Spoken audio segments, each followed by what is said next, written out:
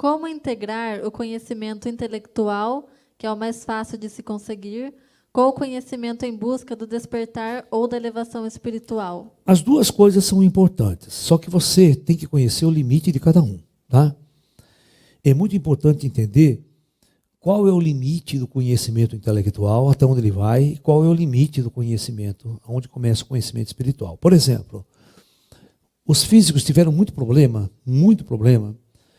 né, para entender o átomo usando o padrão intelectual que existia até hoje.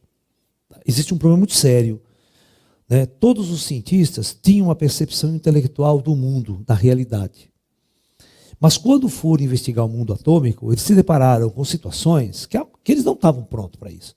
Não, filosoficamente, intelectualmente, eles não estavam prontos para entender o funcionamento de regras e leis nas quais eles não conseguiam. O átomo aparecia extremamente louco e maluco em relação às nossas concepções. Então eles tiveram que mudar muitos paradigmas para começar a querer entender o mundo atômico. Porque eu falo para vocês, os cientistas não entendem absolutamente nada do mundo atômico. Eles entendem uma pequena parcela, deu margem à bomba atômica, à energia nuclear, um monte de coisa, mas realmente entrar no mundo atômico, eles só estão entrando de forma intelectual. Eu quero ver quando você tiver percepção extrasensorial e entender tudo que realmente funciona lá. É outro nível de interação com o mundo atômico, né? Então, a mesma coisa, eu vou dar um exemplo para vocês, né? Eu vou dar um exemplo aqui que eu aprendi com os mestres meus, os espíritos que nos ensinaram. Os nossos guias chineses, né? Nossos guias orientais. Então, vamos supor que aqui é uma cidade e você mora na cidade. Aqui existe uma montanha, a muitos quilômetros da cidade existe uma montanha, muito íngreme. E aqui no topo dessa montanha está localizado a sabedoria suprema, como a gente diz. Ok? E você é um cidadão que está aqui nessa cidade. Opa, ela não pode molhar o giz. Molha o giz, ele estraga tudo.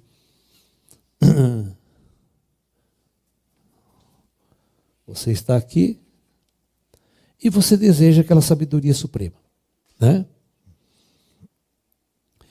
Como você está muito distante daquela montanha, o que você faz? Você pega um carro, sobe em cima do carro e vamos embora. Então esse carro transporta você, mas quando chegar aqui a estrada acaba. Não dá para subir com o carro lá em cima. Então você abandona o carro, tá?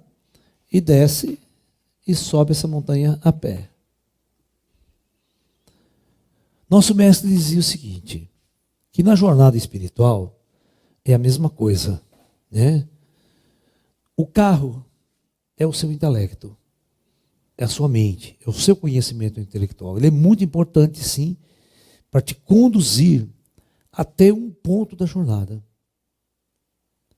É por isso que os espíritos mandavam ele estudar. Ó, você vai ler o livro do Kardec, olha, você vai ler o livro tal, sabe? Você vai ler, estudar isso aqui, você vai estudar isso aqui. Ele tinha que ter cultura. Você está me entendendo? Ele tinha que ter cultura. E o Divaldo, ele era um professor de línguas. Ele era professor de português. Ele estudou para isso. Por isso que ele, hoje em dia, na oratória, ele fala muito bem. Não, né?